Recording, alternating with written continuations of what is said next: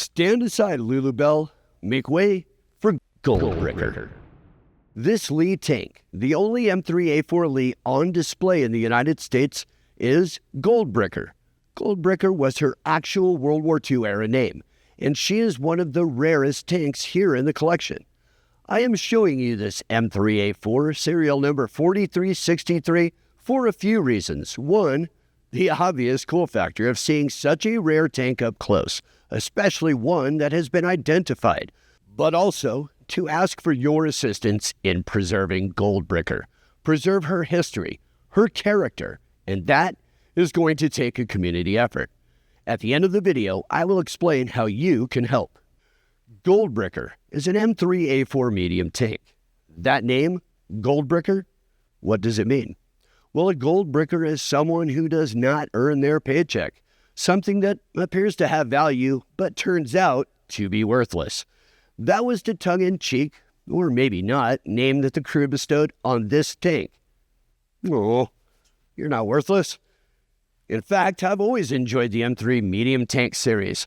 Like many of you, as a kid, I too watched Lulubelle and her crew roam across the Sahara.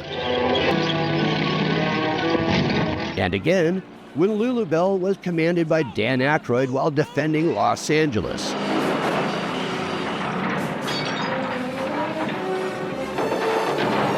Well, here at the National Museum of Military Vehicles, we have our own named M3 medium tank, Goldbricker.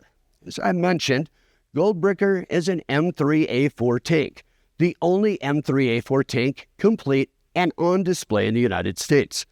During World War II, only 109 M3A4 tanks were assembled during the summer of 1942. That makes Goldbricker one of the rarest tanks on display at the museum. Riveted construction. Last of the riveted M3 tank hulls. Elongated hull, lengthened by 11 inches from its predecessors. This was done to accommodate this model's unique engine, a Chrysler A57, the Multibank engine. That motor was so large, the hull had to be lengthened for it to fit. It also required a bulge in the top and the bottom of the hull to fit the cooling. You can see that added length here, and also indicated by the spacing between the wheels here. Designers also had to beef up the suspension. The M3A4 medium tank was the only version of the Lee with the improved bolt-on, offset, return roller VVSS or vertical volute spring suspension. Let's go through some of the other stats for this tank. Her fighting weight was approximately 64,000 pounds, 160 gallons of fuel in her tanks, which gave her crew approximately 90 miles of range before mandatory refuel. With a 31-foot turning radius, it took a little room to get her turned around. Going through the gear ratios could move her up to 23 miles per hour. Main or sponson gun was the M3 75mm cannon, which carried some improvements over the previously used 75mm gun, the M2. Crew number was 6. A ridiculous number of soldiers would be in here. Okay, as I mentioned earlier, the preservation of Goldbricker's history would benefit from the efforts of the community. The community sharing information is how we know what we know up to this point. All right, backstory. It was through the efforts of the Americans at Wartime Experience Museum in Nokesville, Virginia, that this M3A4 was even found and recovered from Fort Stewart, Georgia. Shout out to Mark Searing for his help in sharing information on Goldbricker. Then the next effort was to stabilize and partially restore the tank. It was at that point where the original paint and markings, or what was left visible, were removed, blasted off, and then painted over.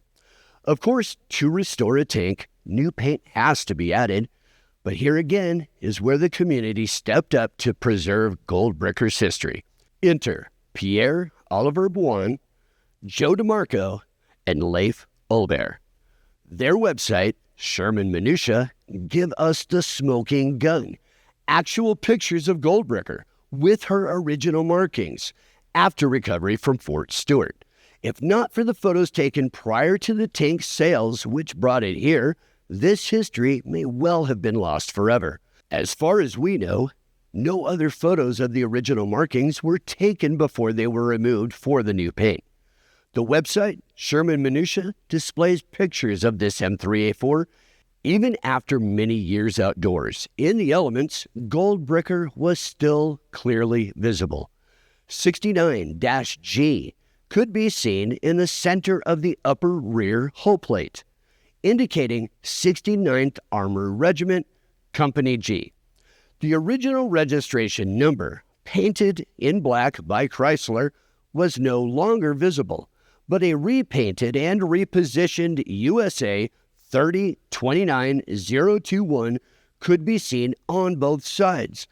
Their research indicated that USA 3029021 should correspond to serial number 4363. And voila! That serial number is stamped on the right rear toe lug and stamped into the hull underneath where the data plate had been mounted. The next clue can be found in these World War II period photos of Goldbricker. The original registration number, as painted on the Chrysler, is clearly visible as USA W-30299021, and Goldbricker is painted on the same location as was photographed some 70 years later. This photo was likely taken in the field, on bivouac, since shelter tents are visible in the background. They observed that Goldbricker does not have the band or star on the turret, such as appears on the M3A4s in the Louisiana maneuver photos. Perhaps the photo was taken not long after the tank was received at Camp Chaffee.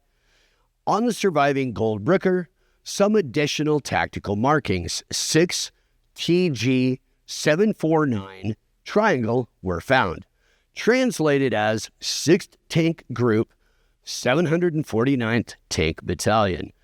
This indicates that Goldbricker was provided to the 749th Tank Battalion sometime after they arrived at Camp Bowie, Texas, in February of 1943.